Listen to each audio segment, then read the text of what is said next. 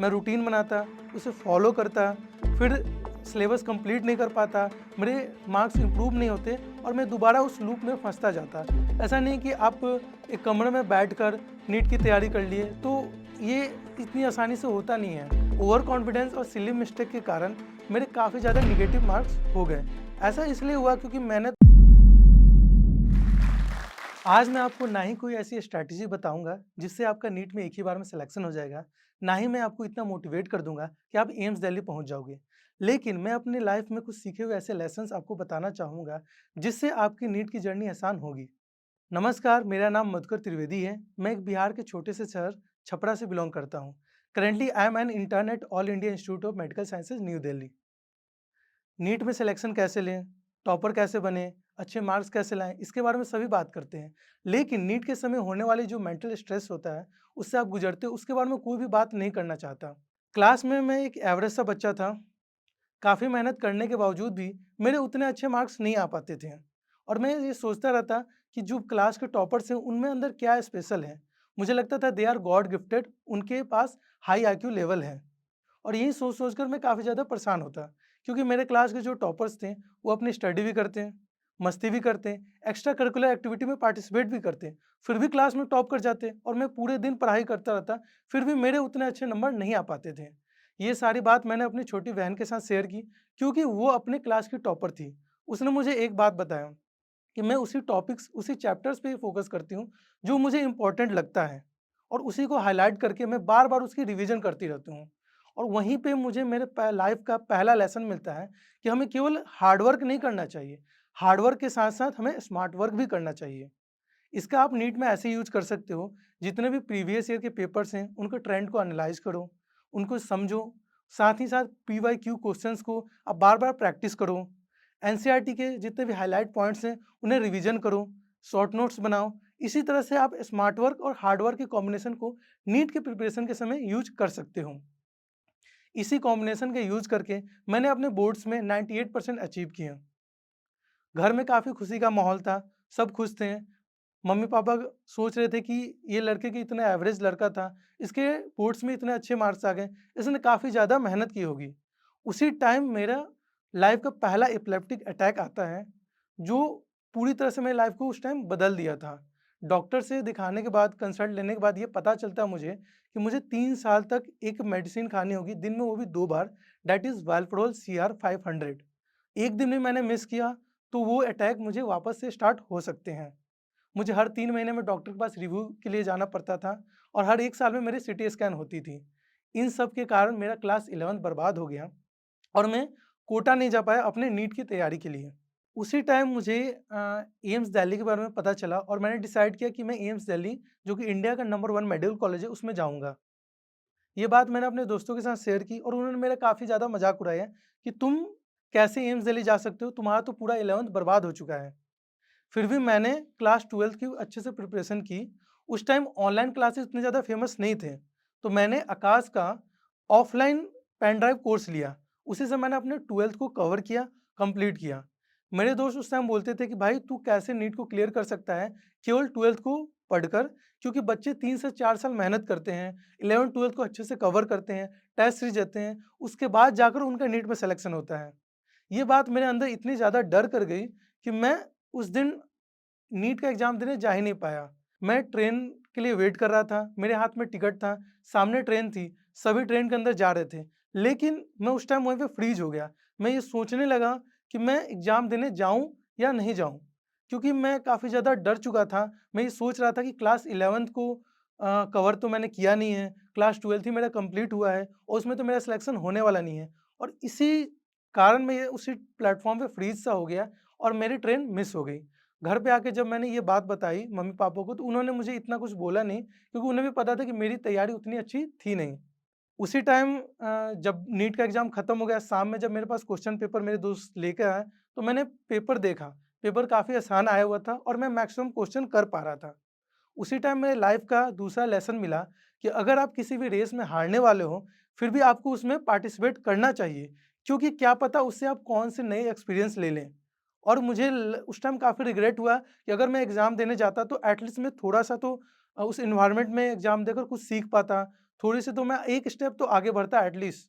और उसी टाइम मैंने ये डिसाइड किया कि लाइफ में मैं कोई भी एग्ज़ाम नहीं छोड़ूँगा। फिर मैंने ये डिसाइड किया कि मैं एक और ड्रॉप लूँगा और मैं पटना चला गया अपनी नीट की तैयारी करने के लिए। वहीं पे मैंने एक लोकल कोचिंग इंस्टीट्यूट में एडमिशन लिया और मैंने 1 साल पूरी जम की अपने तैयारी की। मैंने कोशिश किया कि जितने भी मेरे पहले 11th का सिलेबस कंप्लीट नहीं हुआ था, मैंने पहले उसे कवर किया। फिर मैंने 12th को अच्छे से कवर किया, साथ-साथ 11th का भी मैं रिवीजन करता रहता था। टेस्ट भी देता था, चैप्टर वाइज़ टेस्ट में मेरे अच्छे नंबर भी आने लगे थे। मैं काफ़ी ज़्यादा खुश होता था कि इस बार मेरा सिलेक्शन हो ही जाएगा। मुझे ये पता था कि एनसीईआरटी काफ़ी इम्पोर्टेंट बुक है, तो मैं बार-बार एनसीईआरटी को रिवीजन करता, उसकी रीडिंग लगाता। मैं 3 से 4 बार एनसीईआरटी को कंप्लीट कर चुका था। फाइनली 1 साल बीत गया, मेरा एग्ज़ाम का टाइम आ गया, मैंने नीट का एग्ज़ाम दिया। बट वहाँ पे एक मैंने बहुत बड़ी मिस्टेक कर दी। ओवर कॉन्फिडेंस और सिली मिस्टेक के कारण मेरे काफ़ी ज़्यादा नेगेटिव मार्क्स हो गए। ऐसा इसलिए हुआ क्योंकि मैंने तो सिलेबस कंप्लीट किया था, टेस्ट भी दिए थे, बट मैंने कभी भी फुल टेस्ट सीरीज़ नहीं दिया था। फुल सिलेबस जो टेस्ट सीरीज़ होता है, उसे मैंने कवर नहीं किया था। उस एनवायरनमेंट में मैंने प्रैक्टिस नहीं किया था और इसी ओवर कॉन्फिडेंस के कारण मेरे केवल 470 ही नंबर आ पाए थे उस टाइम और उस टाइम मेरा सिलेक्शन नहीं हो पाया। फिर मैंने डिसाइड किया कि मैं एक और ड्रॉप लूँगा और मैंने घर पे बता दिया कि मैं पटना ही में रह के सेल्फ स्टडी करके तैयारी करूँगा। उस टाइम मैंने अपनी नीट की दोबारा से प्रिपरेशन स्टार्ट की। मैंने पूरी कंप्लीट स्ट्रैटेजी बनाई कि मैं इतने टाइम में अपना सिलेबस कवर करूँगा। लेकिन मेरे मन में एक डर सा बैठ गया था कि पहले भी तो मैंने मेहनत की थी। मैंने ऑलमोस्ट अपना 100% दिया था। तो इस बार भी मैं करूँगा तो मेरा कैसे सिलेक्शन हो जाएगा? और उस टाइम मुझे कोई भी गाइडेंस देने वाला नहीं था कि आगे मुझे कैसे अप्रोच करना है। क्योंकि इसके पहले मेरा फर्स्ट अटेम्प्ट था और मैं ये ड्रॉप पीरियड में आ चुका था। तो वो काफ़ी ज़्यादा मेरे लिए फ्रस्ट्रेशन से भरा हुआ था। मैं रूटीन बनाता, उसे फ़ॉलो करता, फिर सिलेबस कंप्लीट नहीं कर पाता, मेरे मार्क्स इम्प्रूव नहीं होते और मैं दोबारा उस लूप में फँसता जाता। फ्रस्ट्रेट होता, डिप्रेस होता और साथ में उस फ्रस्ट्रेशन और डिप्रेशन को दूर करने के लिए मैं मूवीज़ और वेब सीरीज़ देखना स्टार्ट कर दिया। पूरी रात मूवीज़ और वेब सीरीज़ देखता और दिन में मैं सोता रहता। क्लास को मैं छोड़ने लगा था, सिलेबस मेरे पीछे जाने लगे थे और मैं और डिप्रेशन में चलता जा रहा था।